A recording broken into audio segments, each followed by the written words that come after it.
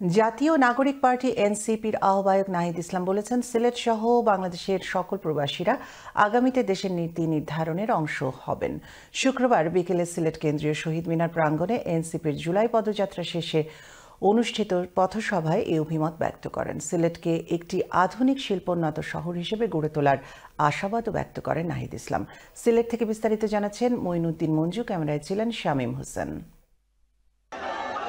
শুক্রবার বিকেল 5টায় সিলেটের চুহাট্টা পয়েন্ট থেকে জাতীয় নাগরিক পার্টি এনসিপির জুলাই পদযাত্রা শুরু হয়। এনসিপির আহ্বায়ক নাহিদ ইসলামের নেতৃত্বে এই পদযাত্রায় কেন্দ্রীয় নেতৃবৃন্দ ছাড়াও এনসিপি সিলেটের সর্বস্তরের নেতাকর্মী অংশ নেন। পদযাত্রা শেষে চুহাট্টাস্থ কেন্দ্রীয় শহীদ মিনার প্রাঙ্গণে পথসভা অনুষ্ঠিত হয়। এ সময় এনসিপির আহ্বায়ক নাহিদ ইসলাম তার বক্তব্যে জুলাই আন্দোলনে প্রবাসীদের অসামান্য ভূমিকা, প্রবাসীদের ভোটাধিকার নিয়ে কথা বলেন।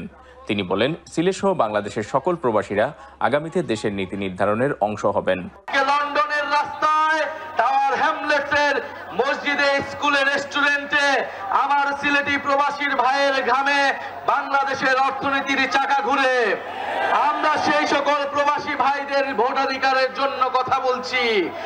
আমরা বিশ্বাস করি, আমরা চাই সিলেট সহ বাংলাদেশের সকল প্রবাসীরা বাংলাদেশের নীতি নির্ধারণের অংশ হবে। সিলেটকে আগামীতে একটি আধুনিক শিল্পোন্নত শহর হিসেবে গড়ে তোলার আশাবাদ ব্যক্ত করেন নাহিদ ইসলাম। তেল, গ্যাস, খনিজ এবং পাথর সম্পদের এক অভয়ারণ্য হচ্ছে এই সিলেট। এই সিলেটকে আধুনিক শিল্পোন্নত শহর হিসেবে গড়ে তুলতে হবে।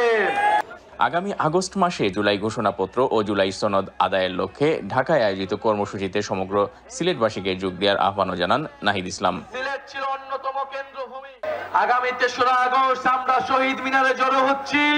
জুলাই ঘোষণাপত্র এবং জুলাই সনদ আদায়ের লক্ষ্যে আমরা ইনশাআল্লাহ শহীদ মিনার থেকে আদায় করে নিব।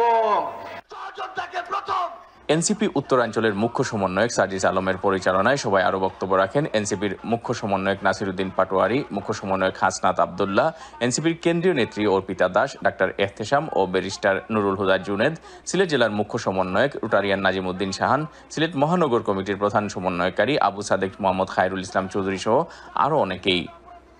Moinuddin Manju, channel S news, Sylhet.